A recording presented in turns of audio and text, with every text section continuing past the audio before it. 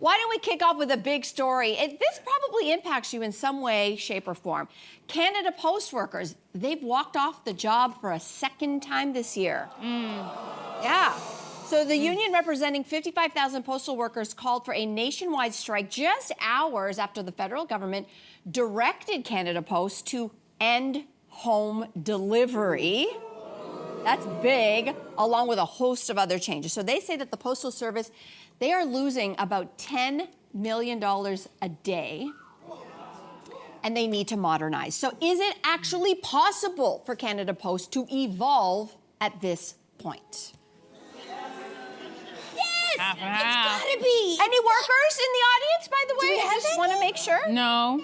Okay. We pull you right up here. I think it's possible. I think they have to evolve, and I think they will. I think a big part of it is sort of government meddling. I had no idea that the government sort of put a moratorium on whether or not Canada Post can close rural sort of post stations, can move the door-to-door delivery to the community boxes.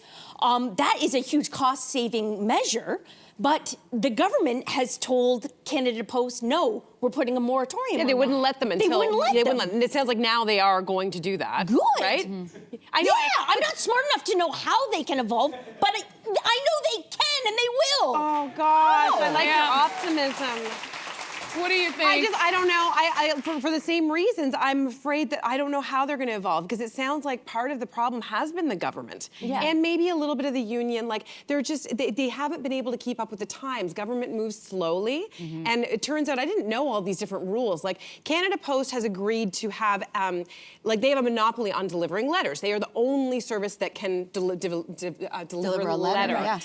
But the problem is that's kind of become an albatross for them, because the fact is that in exchange for that, they've agreed to deliver to every single address in Canada. And those addresses have only grown in Canada while the demand for letters has gone exponentially down. So this letter thing has been like this thing that they've had to keep doing. And to your point, they haven't been able to open up these group boxes until finally the government said yes. So I just feel like my fear is that the government's not going to change fast enough to allow Canada Post to grow in the ways that we've all we've come to expect a certain kind of standard. They have, and that's part of their mandate. The Canada Post Corporation Act, their objective is to provide postal services to all Canadians at reasonable prices. And I think that's really important to hold on to. The problem is that they lost $1 billion last year.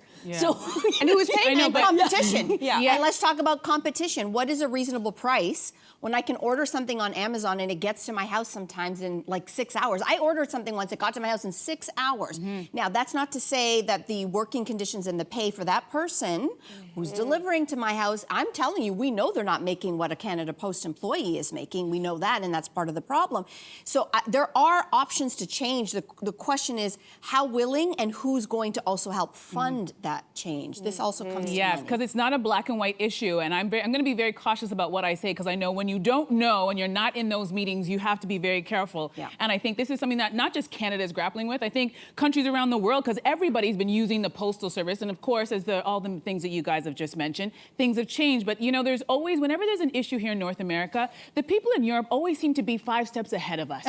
Like, we can't find a doctor, and they're like, but in Denmark, everybody has a doctor. Our ICUs are overrun, but in Denmark, there's no wait line. And actually, in this story, Denmark is actually at the forefront of changing things. They have a 400-year postal service. It's called Post Nord, and by the end of this year, they're going to stop all of their traditional postal service for all of the reasons why we are struggling right now. And listen to how their statistics have worked out. At one point, they had 1 billion letters annually, and now they're processing just under 110 million, right? That's a huge dip, which I think we're probably experiencing the same thing. Now, that transition includes, their transition to getting out of traditional postal service includes things that are very uncomfortable to hear. Postal staff removing thousands of public mailboxes, cutting postal staff and removing the public mailboxes, and reshaping the infrastructure. And I think what we should do, and what a lot of countries are doing right now, they're going to wait and see how Denmark rolls out their plan to see how we or other countries can roll out the same plan. Because I don't think there is one simple answer. Because if there was, why would they be going back to the bargaining table? Why would they be striking again? There's no simple answer. No. I mean, listen, this is going to take something drastic. But in the words of a certain Ross on a certain show called Friends, it is time to pivot. You must pivot the business. It is adapt or die, and we are literally at the point where we as taxpayers have been trying to bail out $1 billion a year. You know what else that $1 billion could go to? I could name a ton of things. All of you could name a ton of things. So the question is, what needs to be done? I think you first need to change the name. It should no longer be called Canada Post. It should be called Canada Post Logistics and Services. Oh. They need to. Interesting. They need to switch real quick to compete with the Amazons and the UPSs and the FedExes. You need to attack where the money is. Parcels is where the money is at. They already have infrastructure. They have addresses. They have all these things. But they're also being hemmed in by what the government tells them they can and cannot do. I get it. This is going to take both sides.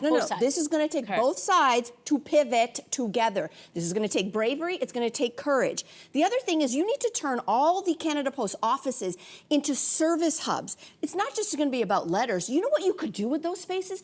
In rural spaces, you can turn those into little banking kiosks. You can have public health services there. You can make those places for small businesses to have meeting rooms. I can think of a million things but we're also, you can do with all of these places. We're Diversify. doing a lot of the things that you mentioned. We're also doing a lot of those things on our phone right now. I don't need to go to a banking hub. I have it all on my phone. I'm not talking about the city. I'm talking about the rural areas. I'm talking about remote areas. We have to attack the competition. They have the infrastructure. They've got addresses. They got to get courageous and brave and do it. Absolutely. But what I hope they do is don't model themselves after the Amazon sort of business where someone is. Jerks like us are ordering $5 hairbrushes, and we need it that day, and we get it delivered that day. We're part of the problem. Sure. And those Amazon workers are working 70, 80 hours a week and just scraping by. So what I hope to do is that, why the union is trying to keep these jobs of people that are working full-time, have a pension, and have benefits. And that's just something to celebrate. We don't want to see it go the other way.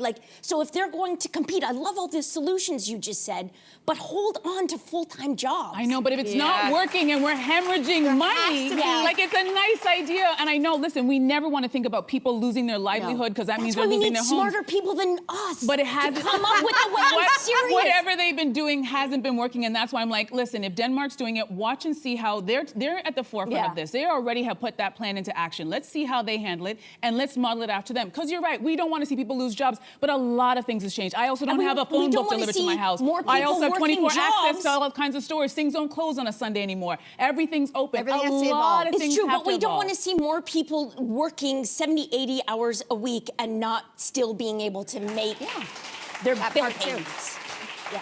Wow. That's not the way of the future. If Canada Post wants us in the boardroom, just give us a call. Just give us a call. They want. Obviously, we know, very complex issue, but a lot of jobs are on the line, so we hope they find a way through this. Hey, you, come a bit closer. We've got so many more must-see interviews, spicy debates, lifestyle tips, and pop culture moments. So subscribe to our channel by tapping the logo below and don't miss out.